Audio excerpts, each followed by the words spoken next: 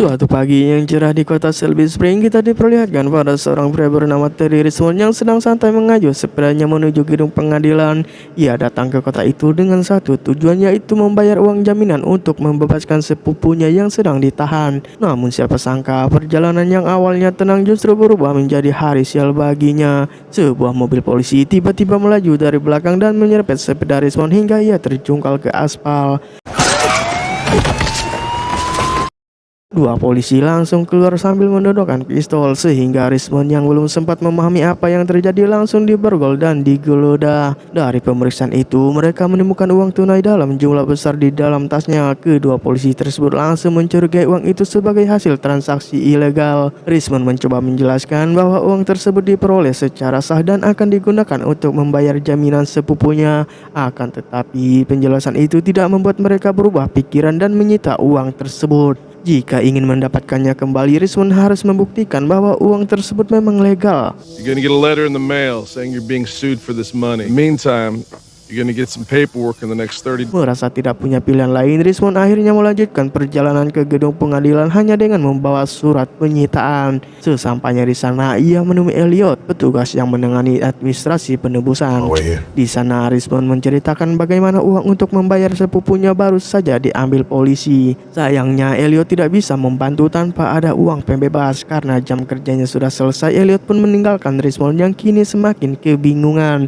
Beruntung masih ada seorang petugas bernama Summer yang bersedia mendengarkan keluhannya. Sambil menikmati kopi, Summer menjelaskan bahwa uang Richmond sudah dianggap sebagai penyitaan aset sipil. Artinya polisi bisa menahan uang tersebut dan Richmond harus membuktikan sendiri bahwa uang itu diperoleh secara sah. Masalahnya, kasus seperti ini tidak mudah dilawan. Summer memang tidak bisa langsung mengembalikan uang tersebut, tetapi ia menawarkan bantuan untuk memantau perkembangan kasus sepupu Richmond. Dari percakapan itu, Richmond mulai melihat bahwa Summer benar-benar ingin membantunya. Ia bahkan baru mengetahui bahwa perempuan tersebut memiliki latar belakang hukum yang luar biasa. Namun bantuan Summer tidak menyelesaikan masalah utama. Richmond tetap membutuhkan uang untuk membebaskan sepupunya. Karena itu, setelah meninggalkan gedung pengadilan, ia menghubungi Mr. Liu dan mencoba meminjam uang. Will do. Thank you, sir. Malam pun tiba tanpa cukup uang untuk menyewa hotel. Richmond memilih bermalam di sebuah hutan. Di sana ia kembali memikirkan masalah yang sedang dihadapinya sambil mencari lokasi kantor polisi Silver Spring. Tempat itulah yang menurutnya menjadi sumber semua masalah. Keesokan paginya, Richmond kembali mengayuh sepedanya menuju kantor polisi Silver Spring. Namun kali ini ia tidak datang untuk meminta bantuan, tetapi datang untuk melaporkan bahwa dirinya telah dirampok oleh oknum polisi. Kemudian ia menemui Jessica dan menceritakan bagaimana uangnya disita setelah dirinya ditabrak saat bersepeda. Jessica yang mendengar laporan tersebut langsung mencari Steve. Namun bukannya menindaklanjuti laporan itu, Steve justru menuduh Richmond membuat laporan palsu dan menyuruhnya pergi. Situasi mulai memanas sampai akhirnya Sandy, sang kepala kepolisian Silver Spring, datang menghampiri mereka. Alih-alih menyelesaikan masalah, Sandy justru membalikkan keadaan. Menurutnya, Richmond sendiri yang membuat polisi curiga karena dianggap mencoba melarikan diri saat dihentikan. Padahal Richmond tahu persis apa yang terjadi. Ia sama sekali tidak pernah kabur. Meski begitu, Richmond tidak memilih memperpanjang perdebatan. Ia mencoba menawarkan jalan tengah. Ia rela membiarkan polisi mengambil sebagian besar uangnya asalkan mereka memberikan $10.000 untuk membayar jaminan sepupunya. Sandy akhirnya menyetujui tawaran tersebut. Richmond pun pergi dengan harapan masalahnya segera selesai. Namun harapan itu ternyata tidak bertahan lama. Karena keesokan harinya saat Richmond kembali ke kantor polisi untuk mengambil uang yang dijanjikan sekaligus mengurus pembebasan sepupunya, Sandy justru memberinya kabar yang membuat Richmond semakin kesal. Ternyata sepupunya telah dipindahkan menggunakan bus pengadilan. Tanpa membuang waktu, Richmond langsung memutar sepedanya dan mengejar bus tersebut melalui jalur yang melewati hutan.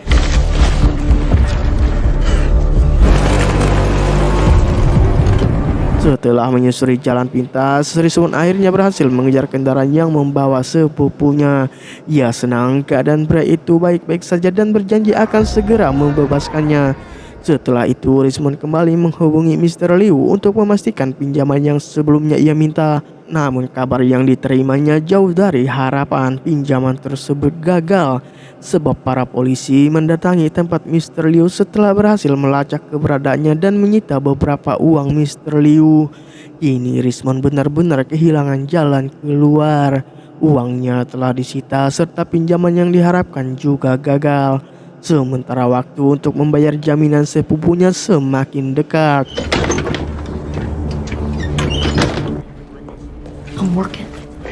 Dalam keadaan terdesak, Rismond kembali menemui Summer di gedung pengadilan. Ia menceritakan bagaimana polisi terus mempersulit setiap usahanya.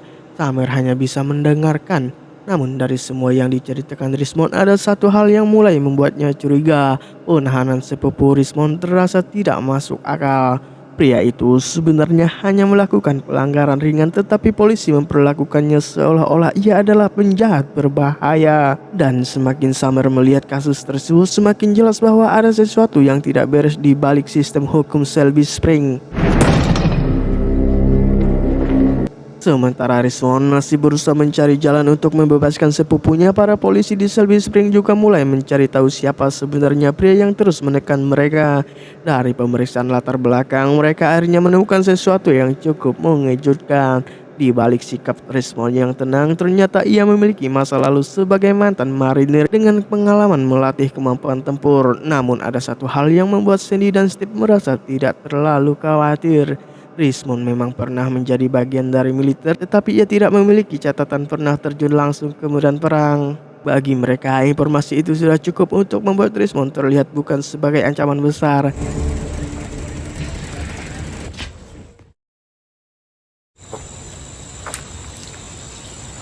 Sandy kemudian kembali menemui Rismond. Kali ini ia tidak lagi sekadar membahas uang yang disita, namun mengaku tersinggung dengan tawaran Rismond sebelumnya. Menurutnya, Rismond telah merendahkan dirinya sebagai kepala polisi karena berani menawarkan sebagian uang sitaan untuk mendapatkan $10.000. Rismond tidak banyak membantah, ia hanya ingin masalah sepupunya segera selesai. Namun Sandy justru mengambil keputusan. Ia tidak akan membantu Rismond, bahkan setelah mengetahui bahwa Rismond adalah mantan marinir. Sandy tetap merendahkannya karena pria itu tidak pernah merasakan pertempuran secara langsung. Ucapan tersebut akhirnya membuat situasi berubah. Keduanya terlibat gelut singkat.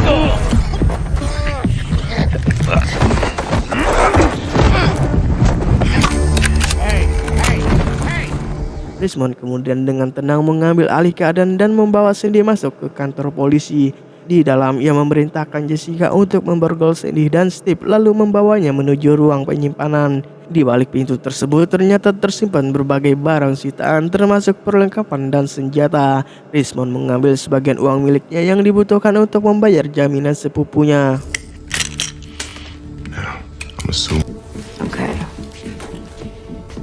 Setelah itu, ia meminta Jessica berpura-pura memborgol dirinya dan membawanya keluar menggunakan mobil polisi. Cara itu dilakukan agar petugas lain tidak langsung menembak ketika melihat Rismond meninggalkan kantor. Jessica yang mulai merasa iba akhirnya mengikuti rencana tersebut. Ia membawa Rismond cukup jauh dari kantor polisi lalu membiarkannya melanjutkan perjalanan seorang diri. Rismond kembali menaiki sepedanya. Tujuannya kini jelas, ia harus segera sampai ke gedung pengadilan dan menggunakan uang yang berhasil diambilnya untuk membebaskan sepupunya. Sesampainya di sana, Rismond langsung menemui Summer dan menyerahkan uang tersebut. Untuk sesaat semuanya terlihat mulai menemukan jalan keluar. Namun ketika Rismond sedang menunggu proses penebusan selesai, situasi kembali berubah. Dengan satu tembakan kejut listrik, Rismond akhirnya kehilangan kesadaran. Name! Give me your fucking hand! Ketika Rismond kembali membuka mata, ia sudah berada di sebuah gedung. Di sana terdapat seorang dokter dan seorang polisi yang memastikan kondisinya. Setelah Rismond dinyatakan baik-baik saja, Sandy datang menemuinya. Kali ini sikap kepala polisi itu justru berbeda. Ia bahkan mengajak Rismond masuk ke dalam mobil dan mengatakan bahwa sepupunya sedang berada di rumah sakit. Meski curiga, Rismond tetap ikut dan tidak banyak berbicara. Beberapa waktu kemudian, Sandy mulai menjelaskan apa yang sebenarnya terjadi. The multi-launcher and the flashbangs, Ia mengatakan bahwa barang-barang yang Rismond lihat di gudang tadi merupakan barang sitaan yang secara hukum sudah berada di bawah kendali kepolisian. Namun kenyataannya sebagian barang tersebut justru digunakan untuk kepentingan pribadi para polisi. Menurut Sandy, semua itu terjadi karena gaji mereka kecil dan kondisi kepolisian di Silver Spring juga serba kekurangan. We're 26. Tak lama kemudian mereka tiba di rumah sakit. Sandy lalu mengembalikan seluruh uang Rismond sekaligus menawarkan perdamaian. Menurutnya Rismond sebaiknya meninggalkan Silver Spring dan tidak lagi mencampuri urusan kepolisian. Sebagai gantinya, Sandy bahkan bersedia memberikan sebuah mobil untuk membantunya pergi dari kota tersebut. Rismond pun menerima tawaran itu. Namun ketika ia menemui sepupunya, keadaan ternyata jauh lebih buruk dari yang dibayangkan. Pria itu sedang berada dalam kondisi kritis setelah diserang oleh kelompok kriminal di dalam penjara. Rismond hanya bisa berdiri di samping tempat tidur melihat satu-satunya alasan ia datang ke kota tersebut perlahan menghilang. Tak lama kemudian sepupunya pun meninggal.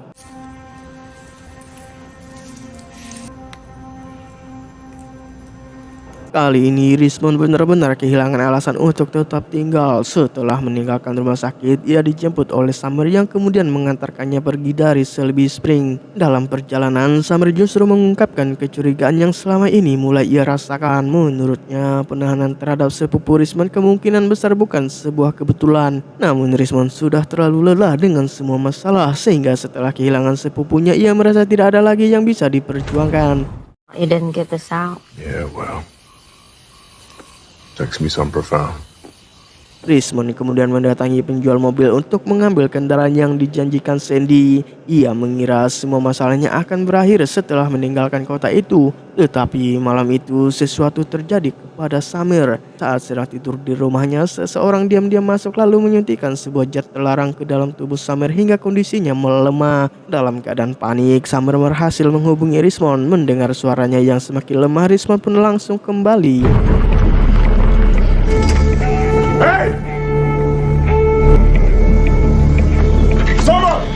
Ia tiba di rumah Summer dan memeriksa seluruh ruangan sampai akhirnya menemukan perempuan itu tergeletak di kamar mandi. Setelah itu Rismond menyarankan agar Summer segera dibawa ke rumah sakit. Namun Summer menolak karena saat ini ia sedang menjalani proses untuk mendapatkan kembali hak asuh anaknya. Jika hasil tes menunjukkan dirinya menggunakan obat terlarang, maka kesempatan tersebut bisa hilang begitu saja. Summer kemudian menceritakan masa lalunya kepada Rismond, di mana pernikahannya telah berakhir dan mantan suaminya mengambil hak asuh anak mereka. Selama ini Summer berusaha membuktikan bahwa dirinya masih layak menjadi seorang ibu. Namun kini seseorang sengaja membuatnya terlihat seperti pecandu kambuhan. Disinilah Rismond memahami bahwa serangan terhadap Summer bukan kejadian acak. Ada seseorang yang ingin membungkamnya. Nothing. You should grieve. Keesokan paginya, Summer tetap kembali bekerja. Akan tetapi sebelum memulai pekerjaannya, ia diminta menemui sang hakim. Rupanya beliau mendapat informasi jika Summer merupakan pemain. Meski sempat membantah, sang hakim justru menyuruhnya menjalani tes urin. Sementara itu, Rismond yang seharusnya sudah meninggalkan Silver Spring justru kembali berhadapan dengan Steve. Polisi itu memerintahkannya berhenti. Rismond menjelaskan bahwa ia kembali hanya karena ingin menyelamatkan Summer. Tetapi Steve tidak peduli. Menurutnya Rismond sudah diberi kesempatan untuk pergi. Lalu tanpa peringatan Steve menarik senjata dan menembak Rismond.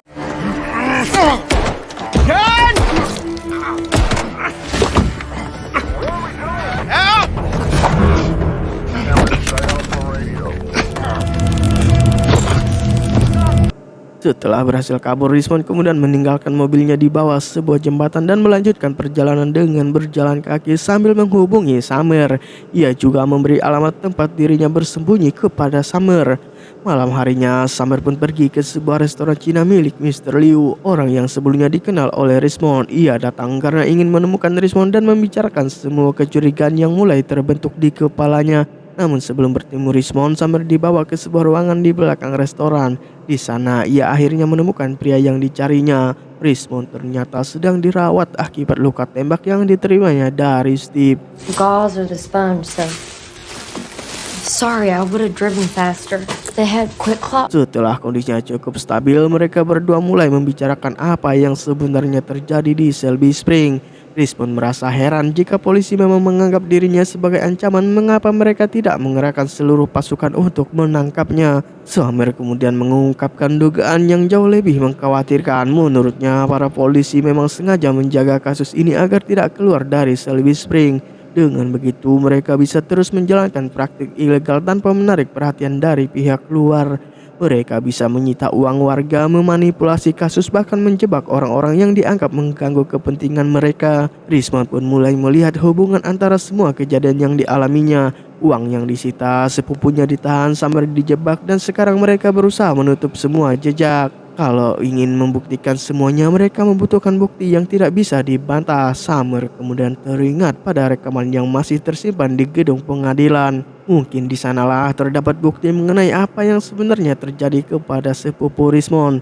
Rismond akhirnya mengambil keputusan. Kali ini ia tidak akan pergi dari Shelby Springs sebelum semuanya terbongkar.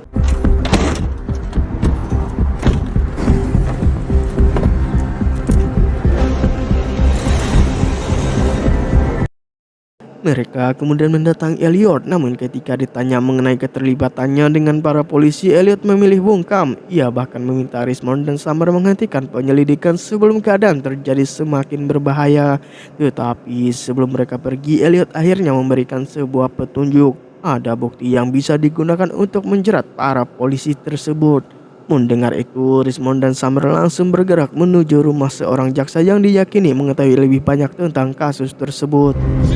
Need to hide me. I'll talk. Awalnya sang jaksa enggan berbicara, namun setelah didesak, ia akhirnya membuka sesuatu yang selama ini disembunyikan. Ternyata bukan hanya Rismond yang pernah mencoba melawan sistem di Shelby Spring. Sebelumnya ada seseorang yang juga berusaha membongkar praktik kepolisian tersebut, namun orang itu akhirnya meninggal dalam keadaan yang mencurigakan.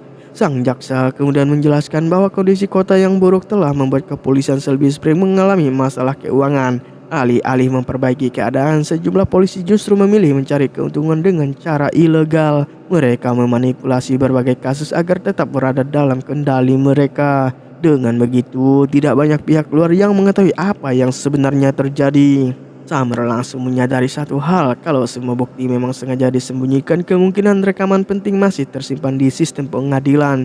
Rismond dan Summer pun segera kembali bergerak. Mereka menuju sebuah gudang tua yang berada di bawah gedung pengadilan. Namun ketika baru masuk ke dalam, mereka menemukan sesuatu yang membuat keadaan semakin gawat. Para polisi sudah lebih dulu berada di sana. Mereka sedang membakar ruang penyimpanan bukti. Api mulai menjalar ke seluruh ruangan. Rismond dan Summer segera memadamkannya sebelum mencari media penyimpanan yang berisi rekaman lama. Harddisk yang mereka cari ternyata sudah rusak, tetapi Summer tidak menyerah. Ia menemukan sebuah media lain yang masih menyimpan rekaman CCTV.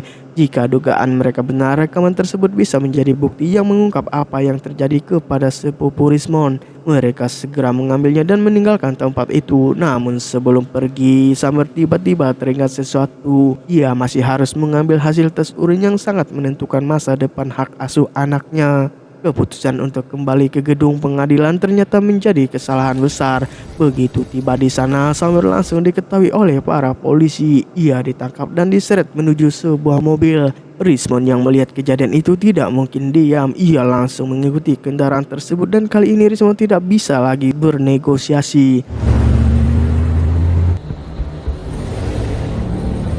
Rismond akhirnya berhasil mengejar kendaraan yang membawa Summer. Tanpa ragu, ia menabrakkan kendaraannya ke mobil salah satu polisi hingga kendaraan itu terhenti. Rismond langsung menghampiri pengemudinya dan melumpuhkannya. Setelah itu, ia memaksa polisi tersebut memberitahu keberadaan Summer. Karena ketakutan, polisi itu menghubungi rekannya. Rismond kemudian mengambil alih percakapan. Ia menawarkan rekaman yang telah mereka temukan sebagai alat tukar. Dengan satu syarat, Summer harus dibebaskan. Para polisi pun menyetujui pertukaran tersebut dan menentukan sebuah tempat bernama Rebel Springs sebagai lokasi pertemuan. You just might see me coming. It's light. How about right now? Keesokan paginya, sejumlah polisi sudah bersiap di depan Rebel Bring dengan persenjataan lengkap. Summer berada di dalam salah satu kendaraan mereka dan tidak memiliki ruang untuk melarikan diri. Tidak lama kemudian, sebuah mobil polisi terlihat mendekat. Para polisi mengira Rismond akhirnya datang untuk menyerahkan diri. Namun mereka tidak tahu bahwa Rismond sudah menyiapkan sesuatu yang berbeda. Dari kejauhan, ia mulai menghubungi Sandy dan mulai menantangnya. Rismond mengatakan bahwa ia akan membuktikan kemampuan yang selama ini mereka remehkan sebagai mantan marinir. Bahkan menurutnya 100 polisi sekalipun bukan masalah besar baginya. Marston kemudian mendekati mobil yang mereka kira membawa Rismond, tetapi ketika pintunya dibuka, Rismond tidak ada di dalamnya. Yang mereka temukan justru seorang polisi dengan mulut dilakban. They're on him. Both sides contribute. Damn it. Negative. It's McGill. Di saat semua perhatian tertuju pada kendaraan tersebut, Rismond muncul dari arah lain. Ia langsung menginjak pedal gas. Mobilnya melaju kencang dan merobohkan dinding kantor polisi. Benturan keras membuat suasana di dalam kantor berubah kacau. Sandy segera mencari Rismond, namun pria itu tiba-tiba berada di belakangnya. Sandy pun jatuh setelah dilumpuhkan dengan peluru karet. Wouldn't show up to your own show.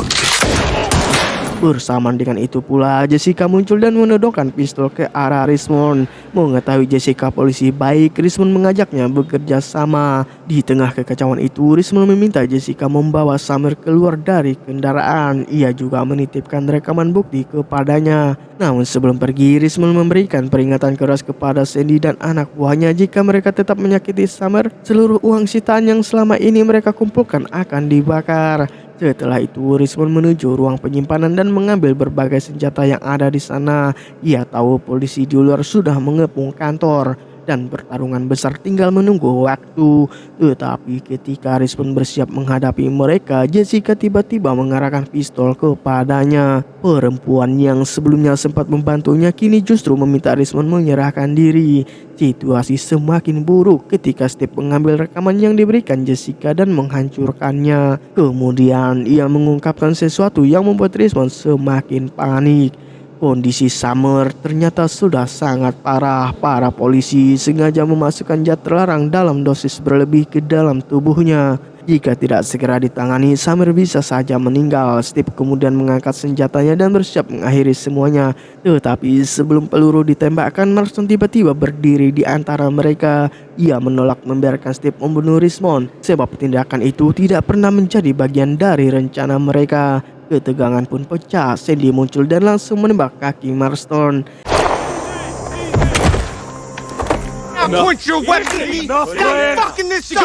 Saat para polisi sibuk menghadapi kekacauan tersebut, Jessica diam-diam membuka kesempatan bagi Rismond untuk melarikan diri. Peluang itu tidak disia-siakan oleh Rismond. Ia langsung mengambil tas berisi perlengkapan yang dibutuhkannya lalu melarikan diri sambil meraih Marston. Rismond kemudian melempari lokasi tersebut dengan granat asap, sehingga para polisi itu kesulitan mencarinya. Dalam keadaan terluka, Marston memberitahu Rismond tombol perekam di mobil tempat Summer berada. Jika dinyalakan, maka ada bukti kejadian hari ini. Mendengar itu, Rismond tidak lagi berusaha kabur. Ia bergerak dari satu posisi ke posisi lain sambil menghadapi para polisi yang mengepungnya. Dan untuk pertama kalinya, orang-orang yang selama ini meremehkan dirinya mulai menyadari bahwa mantan marinir yang mereka anggap tidak berbahaya ternyata jauh lebih sulit dihentikan daripada yang mereka bayangkan.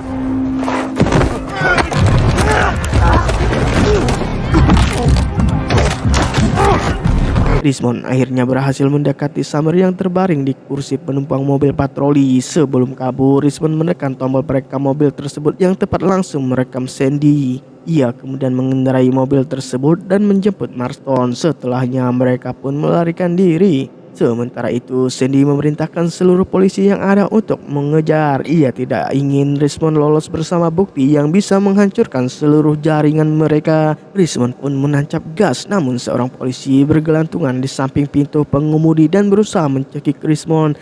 Meski begitu, mobil terus melaju hingga sang polisi bisa dijatuhkan. Tapi sialnya, sebuah tembakan berhasil menghantam kendaraan mereka yang membuat salah satu ban mengalami kerusakan. Tak lama kemudian, kendaraan mereka mulai disusul. Richmond bersiap melakukan perlawanan. Namun sebelum itu, terdengar informasi dari radio komunikasi bahwa polisi sektor lain ikut bergabung. Mendengar informasi tersebut, Sandy buru-buru mendahului kendaraan kelompok Richmond untuk menghadang mereka. Akan tetapi Jessica muncul dan menabrak kendaraan Sandy. Kesempatan itu tidak disia-siakan oleh Richmond. Ia langsung tancap gas meninggalkan rombongan pengejar. Dengan diiringi 2 mobil polisi sektor lain, Richmond tiba di rumah sakit. Sementara Sandy langsung ditahan oleh Jessica yang kini harus mempertanggungjawabkan perbuatannya. Setelah memastikan Summer mendapatkan pertolongan, Richmond kembali